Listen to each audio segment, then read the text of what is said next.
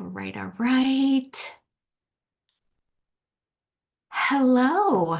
Welcome, everybody. I hope this is streaming okay. Sometimes Facebook and Zoom don't want to be friends, but welcome. Welcome to our Monday training, Soulful Abundance with Chris. Super excited to share with you some information that you're going to need as you head into Q1 2026. Oh my God, my brain. Anyways, I'm so glad you're here. And if you were here live, go ahead and pop in below. Give me a hashtag live if you are watching it live. Give me a hashtag replay if you are watching the replay of this. And if you decide that you want the show notes that I am sharing today, so you don't have to like frantically, take notes as we go, let me know that too. Just pop in the chat notes and I will make sure to send it to you in Messenger. Okay. No opt-in. You don't need to sign up for anything.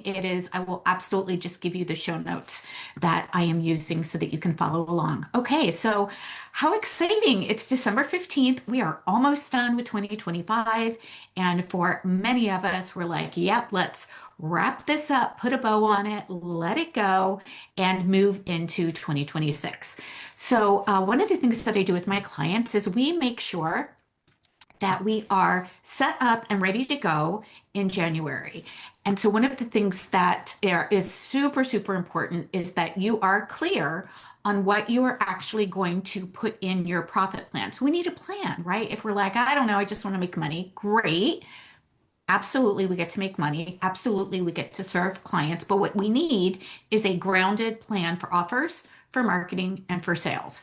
By the way, January 5th, we're going to dive into the nitty gritty of all this. So if that's something that you want to join me with, just go ahead and pop in a big capital J for January. I'll send you the details on that. But for today, I really just want to share with you that this is going to help you, whether you decide that you want to take some time off in December like I do, and just have a focused, realistic Q1 profit plan, one that is going to actually help support consistent income and without overcomplicating it, right? So many times we put way too much in our plan, we overcomplicate things, we overthink things, it looks good on paper, and then it never gets implemented, right? I don't want that for you. So these are the things that I want you to focus on, that I'm inviting you to focus on so that you can actually have a steady stream of paying clients in quarter 1. And for those of you that are like, what the heck is Q1? Q1 is our first quarter of the year. So it's January, February, March. And we'd like to create 90-day goals because one of the cool things is that something magic happens when we decide to implement and go all in on something for 90 days. Gosh, something amazing happens, right? We're like, okay, I could commit to these 3 months. And then on day 91, we're like, oh my gosh, it's actually working. Like, holy cow, like I have paying clients. I've got new people coming into my email list. I've got people joining my Facebook group. This is starting to feel like it's really working. Awesome. So before we start planning, I really want you to take a look at the big picture, right? So what would be your focus for your first quarter? And I like to think about, what do we want? Do we want to stabilize our income? Do we want to increase maybe consistency? Do we want to refine what's already working? That's something that I absolutely encourage. Find out what's working and triple down on that. Or maybe you feel like, you know what, I'm feeling like nothing's working right now. And so I want to create some momentum. Or maybe you're actually at a plateau, or gosh, maybe even gone backwards this year, right? And you're like, okay, you know what? I just want to make sure that I'm getting some things going. So we want to start first with the big picture, start with the end in mind. For those of you that know Stephen Covey, he does the highly successful habits, or the 7 habits for highly successful people. Love it, love it. We need to start with the big picture, right? So take a look at what is your primary priority for quarter 1. Stabilize income, increase your consistency. Maybe you need to attract more people into your ecosystem. Maybe you are needing to refine some pieces of it. Maybe you want to create momentum. And then I want you to choose a goal.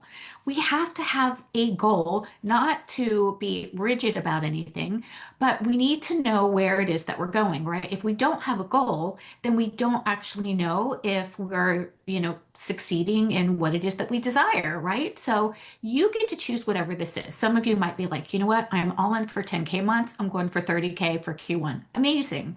Some of you are like, you know what? I'd be happy with, $2,000, $3,000 a month. Fantastic, whatever it is for you. And some of you are like, you know what? I'm scaling, I'm going big, and I really want consistent 20K, 30K, 40K months.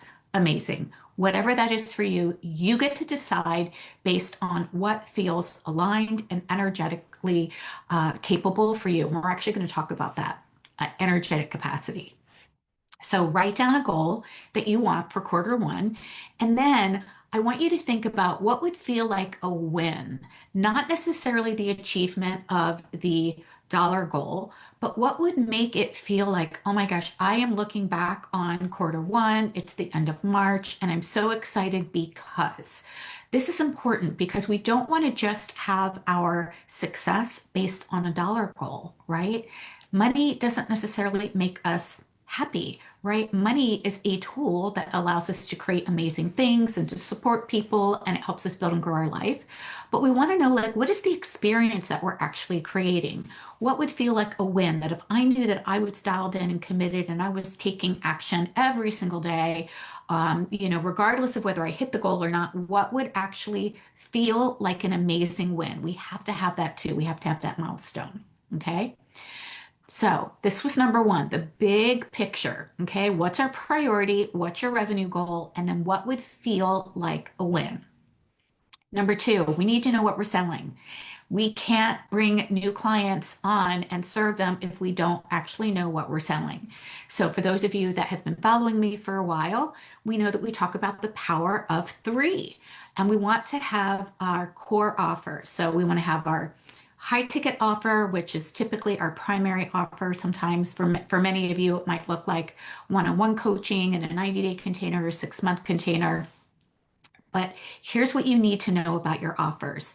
The important thing is to really keep these offers tight. So whatever your main offer is, I want you to think about that is your primary income driver. Okay, that's what you are going to sell or it's going to help you get to your dollar goal in the quickest and the easiest way possible, right? So if you are doing a group program and that's your primary income driver, then maybe that's your main offer. If you are doing one-on-one coaching and that is your high ticket offer, that's your primary driver. But I want you to think that what you're focusing on is what is going to help me to create the dollar amount that I want and give me the experience that I want to have. And it is my primary income driver. So some coaches call this your primary offer, or sometimes it can be your signature offer. Okay. So number two is what is a entry offer? So maybe this is like your mid-ticket offer or a feeder offer, right? It is something that people can have an experience with you and then move into your other offer, your higher revenue generator. So we have a signature offer and we have a feeder offer. And then lastly, we have a trust offer or a bite-size offer. And this is something where people who just want to kind of have a simple place to start with you so that they can build trust with you, so that they can start creating wins with you, so that then you can decide, are they a best fit for your mid-ticket offer or your signature offer, either one. So this is the power of three. And the reason why this is important is because we want to have a place for everyone. We want to be able to meet them where they are. And when I say a place for everyone, I don't mean that we are not speaking to an ideal client. What I mean is that we're thinking about one main ideal client. We want to know who this offer is for, and we want to make sure that we're meeting them wherever it is that they are on their buying journey, right? So some of them are going to be wanting to go all in and they're going to want your signature offer. Amazing. Some of them are going to want a smaller experience. They're going to be perfect for your feeder program. And some of them are going to be like, you know what? I really like you, but I just want to kind of dip my toe in the water. I want to have an experience first. I want this to be a no-brainer, like $97 offer, $97 a month, something like that. That would be your bite size or your trust offer. Okay. So for each one of your offers, I want you to write down whatever the name is, the price, and then how many clients do you have the energetic capacity to serve, right?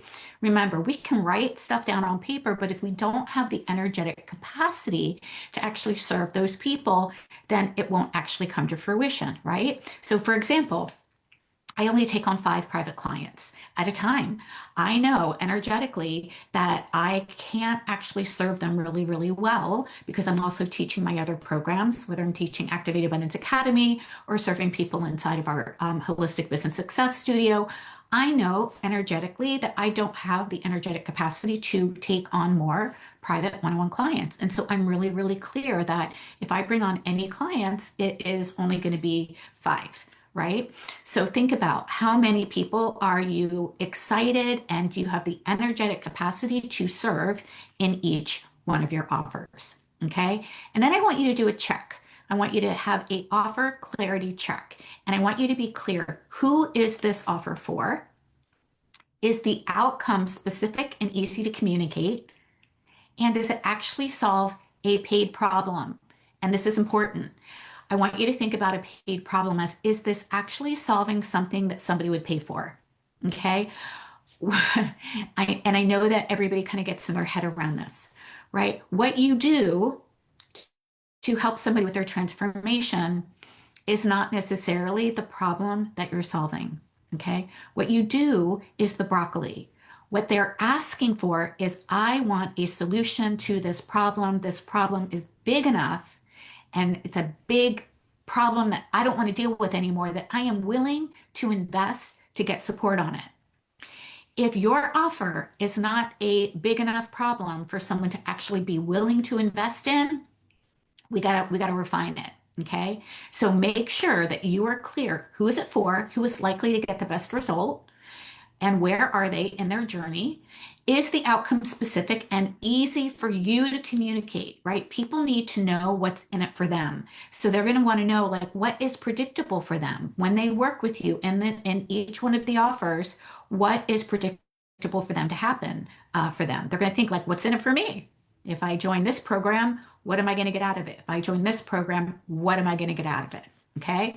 So that's number 2, and this is really important around your offers. Number 3 is marketing, visibility. How are you attracting the right people? Okay, this has to be part of your plan, because if you are not visible, people can't find you, and you're not going to be able to even share what it is that you've got going on in your 3 offers, right? So I want you to think about your primary visibility channels. Where are you going to focus on being visible and building trust? This is not about volume. This is not about trying to make a reel go viral. This is not about getting, a whole bunch of followers on Instagram. This is, where is your ideal client hanging out, and where can you be visible so that they can raise their hand and you are attracting the right people into your ecosystem, right? And I like 2 places. So one, social media. And if you decide to choose social media, you want to choose a specific platform. Okay. And number 2, an email list or a newsletter that is going to help to give value and build trust. Now, if you are already showing up on social media, great. If you already have your email list going and you're sending a weekly email list out, great. I want you to choose 2 places. And if you've got those already dialed in, then you might want to think about some other places that you can be visible. So a couple more ideas for those of you that are like, yeah, I have a Facebook group. I am cultivating a community. I show up there like I do on a weekly basis and give value. I have an email list. Great. What are these other areas that you might want to focus on?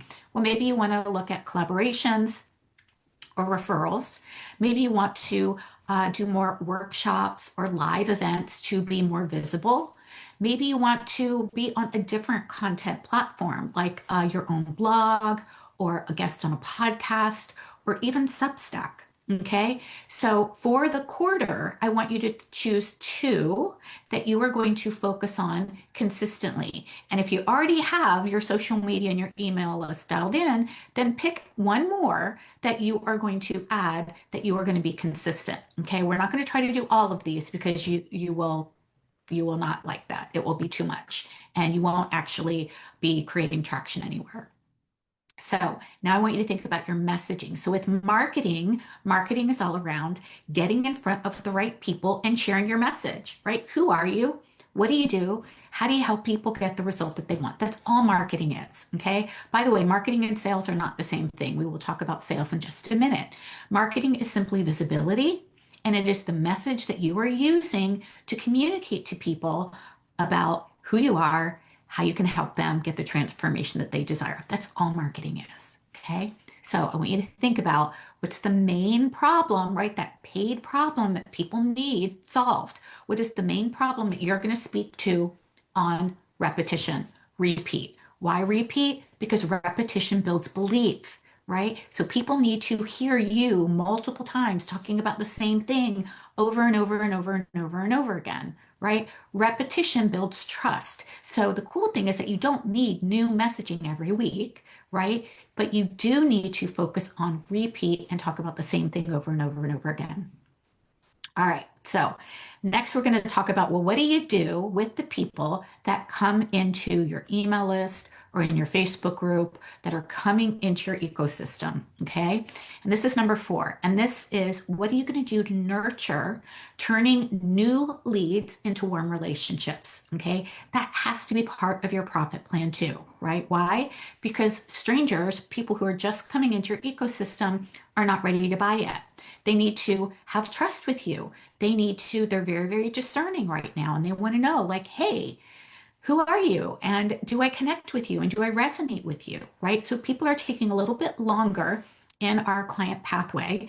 And if you are not nurturing, you need to do that. Okay. So how are you going to turn new leads that are coming into your Facebook group or on your email list into warm relationships, right? So think about, how are you going to create a simple and repeatable nurture rhythm so that these new people that you've worked to bring into your email and in your Facebook group don't fall through the cracks. Okay. This is a nurture ecosystem. So you're just going to want to be clear. Where are your new leads landing? Email list, a lead magnet, a free resource, your Facebook group, direct conversations, email, things like that. Like, where are they coming in? And what are you going to do to connect with them and nurture? Okay. By the way, this is something that we talk about inside of Activate Abundance Academy. We help you set up a nurture plan that is repeatable so that you are not burning out, but that you also have a lead generation pipeline and pathway so that you know exactly who to reach out to, who to nurture, and then who to connect with. Okay. Number 5 is sales. All right. So if we want to create profit in our business, if we want to actually take this from expensive hobby into a real business, we actually have to make sales in our business, right? So sales, all sales are, is how clients will enroll to work with you. It's not marketing. So if you are saying, yes, I've got a great sales process, I am posting on social media, that is a marketing process, and that's actually a marketing tactic, not even a process or a system. It is not a sales process or a sales system. Okay. So sales are where your profit happens. And so I want you to think about in Q1, how can you be consistent with inviting people to work with you? Okay. So this is how your people are going to move from interested to becoming a paying client with you. Okay. So you get to decide, how are you going to invite people who you've already nurtured, who are now on your nurture list, to work with you. And that can come in multiple ways. It could be inviting them into a consult call. It could be sending a direct message to them and saying, hey, how are you? Would you like to explore joining me in this program? It could be by application, right? Some of you might have a website where there's an application that they can fill out. And some of you might just have a direct checkout link, such as, a checkout page where it's a lower ticket offer that they can just click on the link and buy your handout or buy your one-off session or join you inside of a lower ticket offer. Okay. But you need to know exactly what it is that you are focusing on selling, right? How are you going to bring new people in? What are you going to do to connect and nurture with them? And then from the people that are on your nurture list, what are you going to do to invite them to actually enroll with you? Okay. And this needs to be done on a daily basis. On a daily basis. If you are not making sales in your business right now, if you do not have paying clients in your business right now, chances are you probably have not made any direct invitations to people who you have connected with and nurtured in your that are now in your warm audience to work with you. So if you want to make more sales, you got to make more invitations, okay? And remember, you don't need to be crazy loud. You don't need to be saying, buy my thing, buy my thing, buy my thing, but you do need to be consistent, right? And what my clients do is they make an offer once a day. So if you're making one offer a day to one person that is already in your nurture pipeline that you are connecting and nurturing, you're going to make sales. You're going to have an amazing business. It's going to feel light. It's going to feel easy. And you're not going to have to worry about answering the question, when is this business going to start making money from either your accountant or from your partner, right? Okay. Now, what do we track? What are the things that are going to help us to actually hit our goals in Q1? And that is actually what we've talked about today. So you want to make sure that you are tracking four specific things. You want to track conversations that you've already started, like who are you connecting and nurturing? Okay, so maybe you're reaching out to somebody who just joined your Facebook group and you're just reaching out and saying, hey, how are you? Welcome. I'm so glad you're here. Is there anything that you need support with? And they've actually responded. Okay, so conversation started. I want you to think about this is like a game of catch, right? You've said something and they've responded.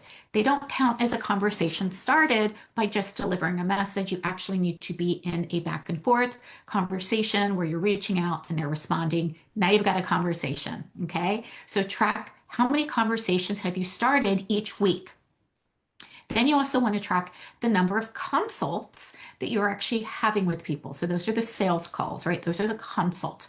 How many people are you actually on a conversation, having a conversation with because they are interested in exploring how they can work with you? Okay, that's not necessarily the number of sales that we're going to make, but it is the number of actual conversations that we are having with people who are interested in exploring working with us in our either our signature offer, our feeder offer, or our trust offer. Okay. We also want to track how many new clients have we enrolled in our business, and then how much revenue have you generated. Okay. So data, this is all data. This doesn't make you better, worse, none of that. Does it make you worthy, not worthy? All it is data. All it is clarity that is going to help you know what you're focusing on. These are metrics to track. Okay, think of these as KPIs, key performance indicators. What do you want to focus on? Your conversations that you're starting, the consults that you're having, the new clients that are enrolling, and the cash that's generated. Okay. And then we want to check in. We want to make sure that we are checking in. Is this going to align with the experience that I want to have, right? So we just get to do a CEO check-in, right? And get really, really specific and clear. Is there something that might try to pull me off this focus that I'm creating for this quarter, right? Chances are there might be something that might pull you off or has pulled you off or had you stop or go off track with her. And I like to call this resistance. So maybe this is, I'm starting to doubt myself. I don't think this is going to work. I've tried this before and I get all excited in the beginning and then I'm like, yeah, it's not working.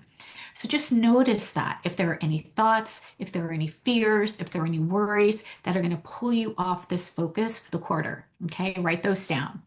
Also notice boundaries that you need to have around your energy, okay? Where do you need to protect your energy, right? This is really important because if we're not protecting our energy, then we can have it really scattered. So if it's not a heck yes for you, then it's a heck no. Okay. So notice though, are you giving your energy in areas that are actually not supporting you in building and growing your business? And I'll share one of mine. So I used to get lots of people reaching out to me saying, hey, Chris, can I just pick your brain? I have a couple questions. Can I pick your brain? And I would absolutely let people pick my brain for free. And I'm like, you know what? That actually isn't serving them. And it's actually definitely not serving me because I'm spending all of this time and energy basically coaching people for free. And that actually was keeping me from doing the things that I needed to focus on my business, such as starting new conversations, showing up and serving my clients, and really focusing on those needle movers that were going to help me build and grow my business. So if it is not helping you to either bring new people into your ecosystem, nurture and connect, and actually invite onto a sales call, then you need to take a look at it and make sure that it's not pulling you away from these main things that are going to help you to create a steady stream of clients in Q1. And then a final question for your CEO check-in is what support will help you stay consistent? Okay. Gosh, we all know the formula, right? We need to focus on the right things at the right time with support. Why? Because without support, we tend to try to find the back door, run out the back door, and we are not consistent.